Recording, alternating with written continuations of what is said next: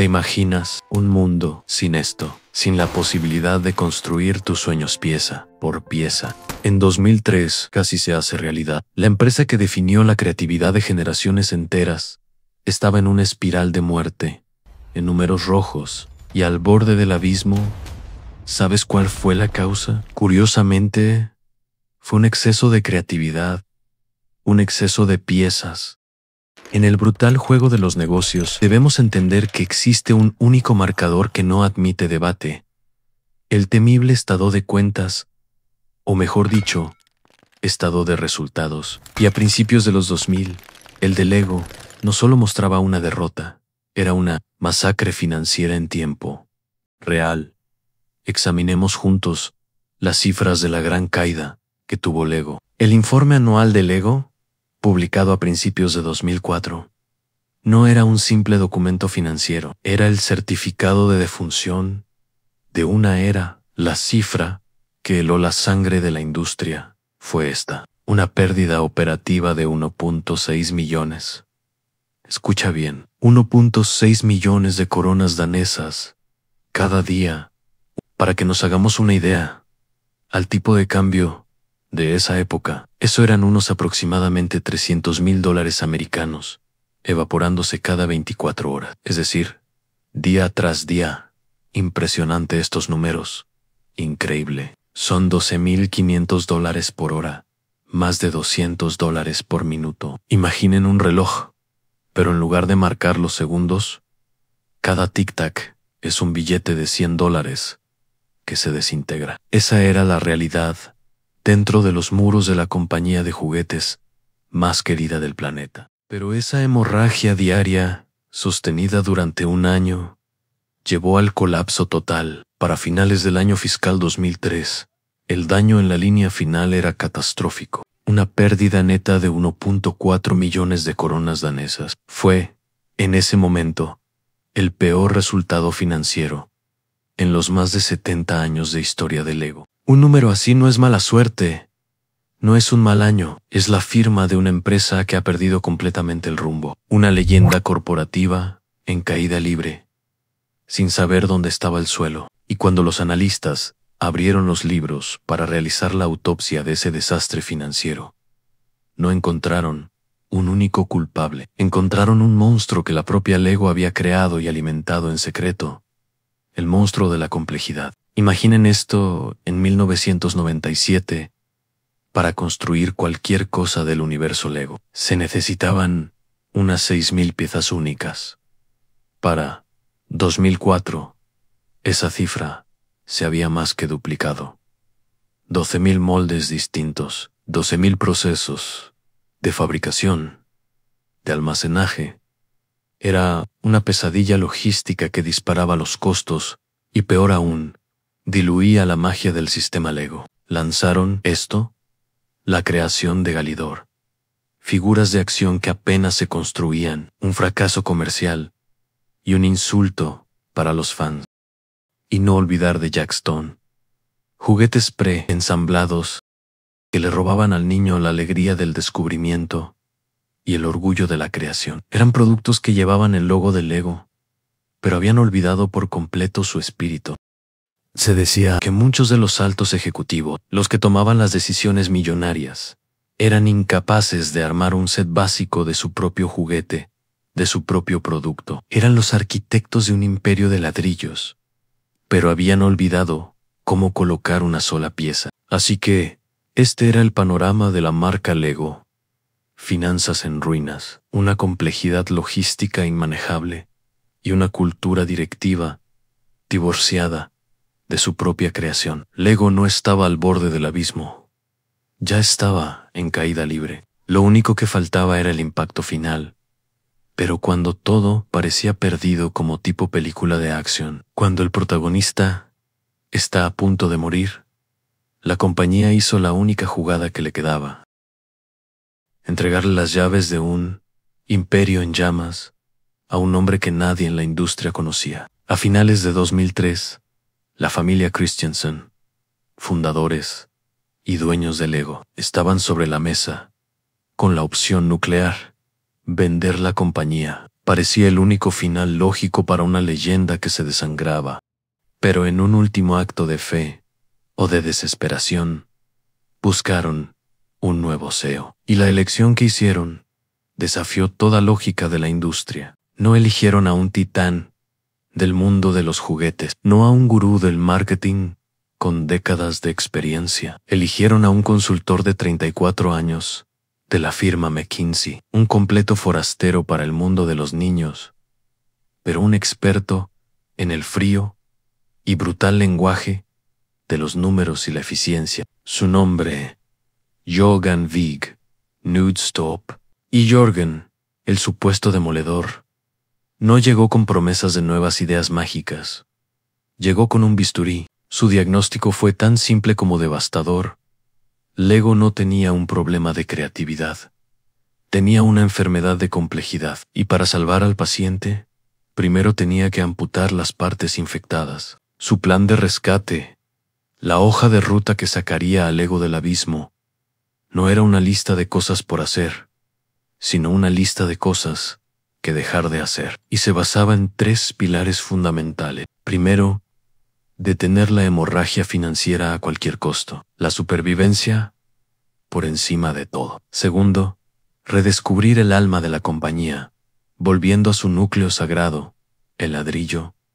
Y tercero, y quizás lo más revolucionario, escuchar y colaborar con la comunidad de fans que la antigua directiva había ignorado y despreciado durante años. Este no era un plan para crecer, era un plan para sobrevivir, y su primera decisión demostraría que no le temblaría el pulso para desmantelar el imperio con tal de salvar el reino. El primer pilar del plan de Jörgen no era sobre creatividad ni sobre juguetes. Era sobre supervivencia pura y dura. La empresa se desangraba y él necesitaba un torniquete financiero en ese preciso instante. Vendió una participación mayoritaria, el 70% de los increíblemente populares parques Lego. Fue una decisión que arrancó un pedazo del alma de la empresa, pero que proveyó una inyección de capital masiva y desesperadamente necesaria. Pero no fue suficiente. La hemorragia continuaba en la propia sede. Hizo lo impensable. Vendió el propio edificio de la sede central y otras propiedades en Dinamarca para luego volver a alquilarlas. Una maniobra financiera para convertir ladrillos y cemento en efectivo contante y sonante. Despidos, venta de activos, renegociación de deudas con los bancos. Cada decisión era más dolorosa que la anterior, pero el resultado fue inequívoco. A finales de 2004, por primera vez en años, la sangría se había detenido. La hemorragia estaba controlada. El paciente estaba estabilizado, pero para curar la enfermedad, Jörgen necesitaba ir mucho más profundo. Necesitaba encontrar el alma perdida de la compañía. El diagnóstico de Jörgen fue claro. Lego se había ahogado en su propia innovación. Su siguiente orden fue una poda radical, un regreso a la pureza. El número de piezas únicas, que había explotado a más de 12,000, fue recortado sin piedad a la mitad. Pero la decisión más revolucionaria no fue qué piezas eliminar, sino a quién escuchar. Durante años, Lego había ignorado e incluso despreciado a su comunidad más apasionada, los Opholds, los fans adultos de Lego. Jörgen le dio un giro de 180 grados a esa relación. Dejaron de crear juguetes que creían que los niños querían y volvieron a crear el sistema que sabían que despertaba la creatividad. El ladrillo dejó de ser un simple producto y volvió a ser el centro de su universo. La magia había regresado. Con las finanzas estabilizadas y el alma reencontrada, solo faltaba un ingrediente para que la reconstrucción fuera completa, un pilar que transformaría a Lego de una simple compañía de juguetes a un fenómeno cultural global. Jörgen entendió algo que sus predecesores no vieron en los fans más apasionados. No eran solo clientes, eran una fuente inagotable de talento. Así nació Lego Ideas, una plataforma revolucionaria donde cualquier persona podía proponer un septiembre Si conseguía 10.000 votos, la compañía consideraría producirlo masivamente. Dejaron de adivinar qué quería el mercado. Ahora, el mercado se los decía directamente. Esta nueva filosofía de apertura culminó en 2014 con su jugada más brillante, un movimiento que consolidó su lugar en la historia.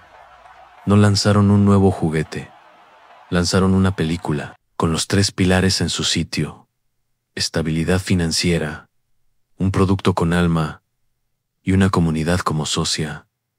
La estructura no solo era estable, estaba lista para crecer hasta el cielo. Con la fundación reconstruida, el crecimiento no fue gradual, fue una explosión. Los números, que antes contaban una historia de terror, ahora narraban una de las remontadas más espectaculares de la historia corporativa. En 2014, 10 años después de estar al borde de la quiebra, Lego superó a Mattel, el fabricante de Barbie, para convertirse oficialmente en la compañía de juguetes número 1 del mundo. El imperio de ladrillos no solo se había salvado, ahora reinaba sobre todos. La historia del rescate de Lego es más que una anécdota empresarial. Es un manual de estrategia condensado en 3 lecciones de oro que cualquier líder o emprendedor debe grabar en su mente. Lección número 1. La complejidad es el enemigo silencioso del beneficio. Lego casi muere por un exceso de innovación. Se ahogaron en su propia creatividad. La lección es clara: domina y perfecciona tu producto principal antes de diversificar. La verdadera genialidad no está en añadir más, sino en perfeccionar lo esencial. Lección número 2.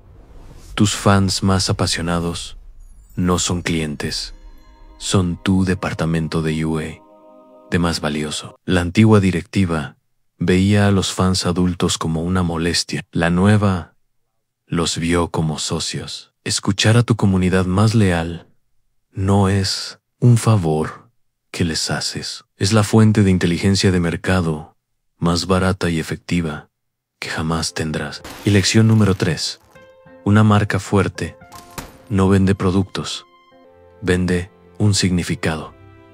En su peor momento, Lego vendía plástico. En su mejor momento, vende creatividad sin límites. No se enfocaron en el qué, el ladrillo, sino en el por qué, lo que puedes construir con él. Esa es la diferencia entre una empresa que sobrevive y una que inspira. La historia de Lego nos enseña que a veces, para construir el futuro más brillante, primero tienes que tener el coraje de desmantelar el presente, pieza por pieza. Si esta historia te ha aportado valor y quieres más análisis de negocio de este nivel, la mejor forma de apoyar el canal es con tu suscripción. Y ahora, me encantaría saber tu opinión.